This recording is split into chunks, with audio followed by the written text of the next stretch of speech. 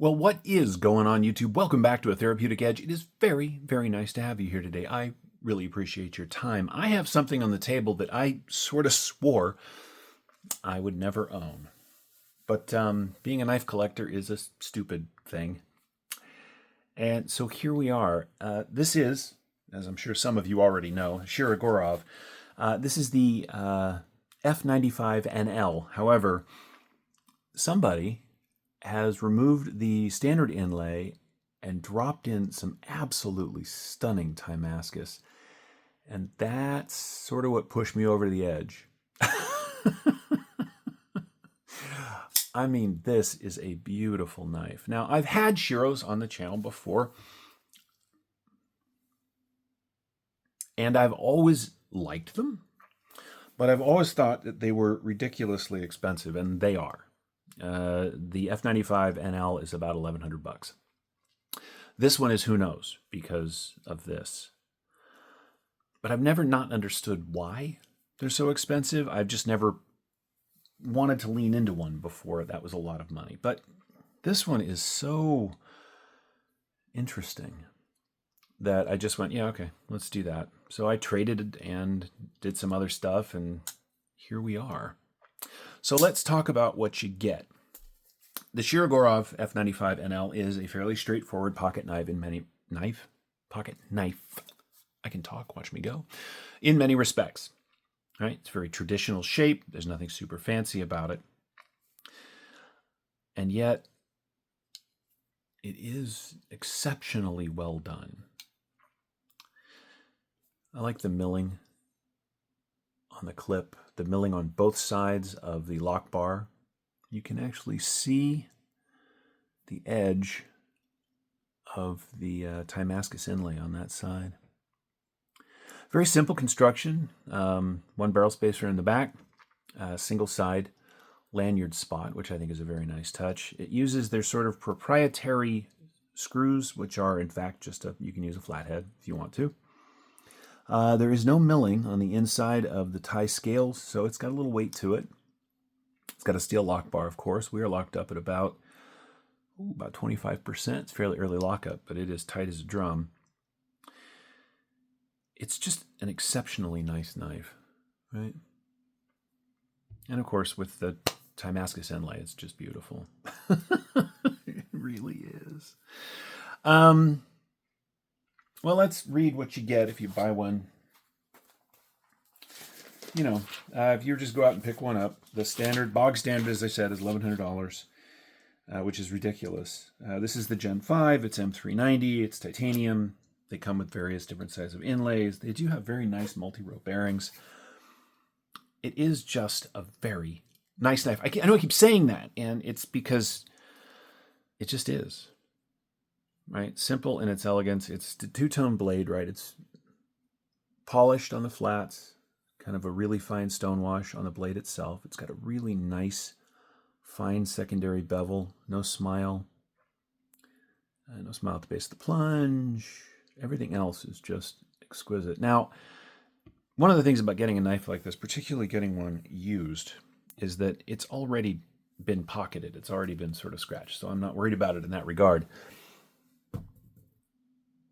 So let's get the basic specs out of the way, and then we'll just kind of go from there.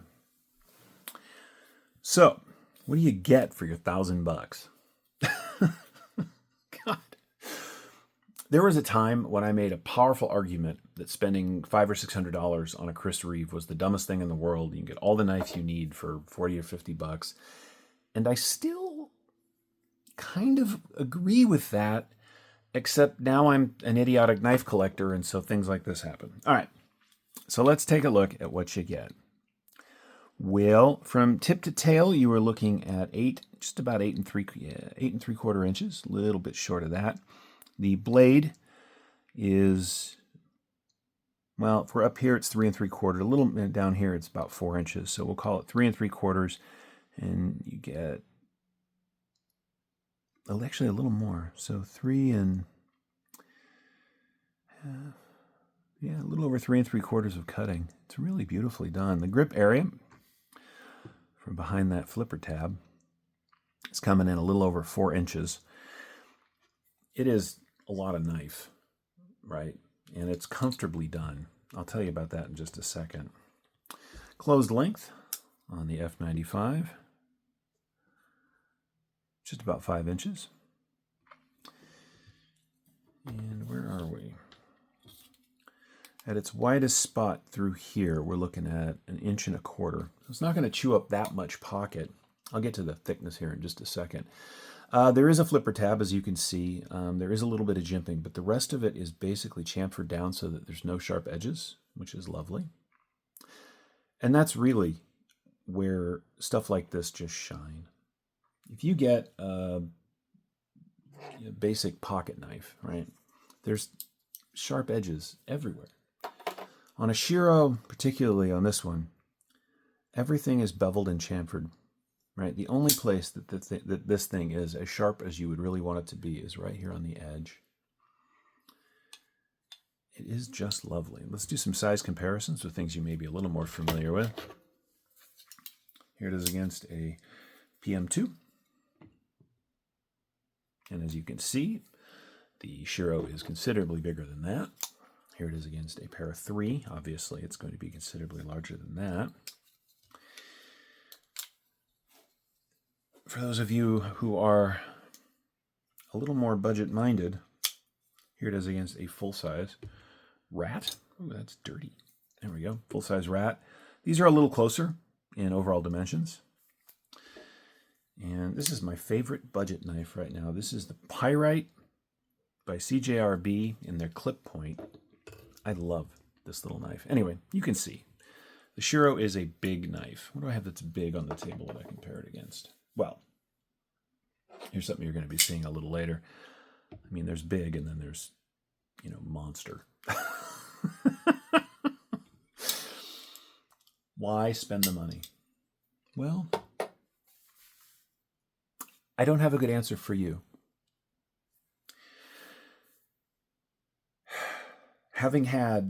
I own close to 300 pocket knives, ranging in price from $20 to about $1,000.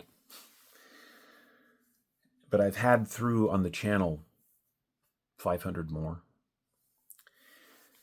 And at least for me, there's a point at which there's just an inherent difference between, a $200 knife and a $40 knife and a $1,000 knife. And I think, like Dirk Warning, who's a really good friend of mine, is probably far better at having this discussion because his collection is amazing. This is about as far as I'll go.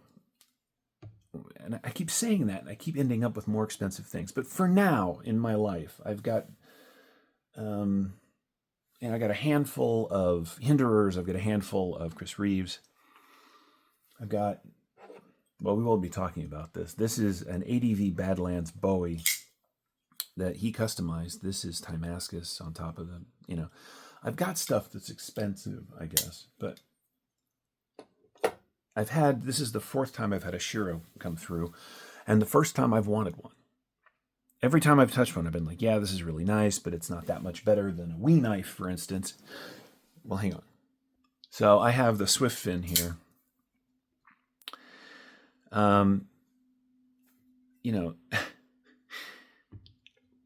This is about $300. This is about $1,000.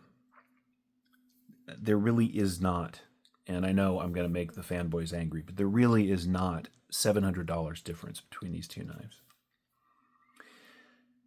And yet, when using and carrying and sort of experiencing them, there is something different. I love this, by the way. This thing is fantastic. But there's something about the action. It is glass smooth. That's the multi-row bearings. There's something about the weight of it. As I mentioned, it doesn't have, there's a little bit of milling here, but I mean, it's really just a chunk of titanium. There's something about the particular shape that fits my hand really, really well.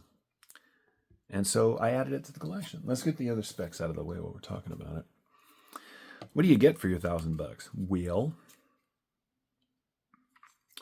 Way back here at the thickest spot, you get just about 4 millimeters of M390. The handle through the center is 13, which is a little over half an inch, right?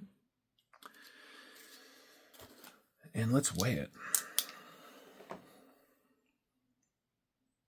I'm working in a different place tonight, so if this doesn't all line up, please forgive me. But let's see.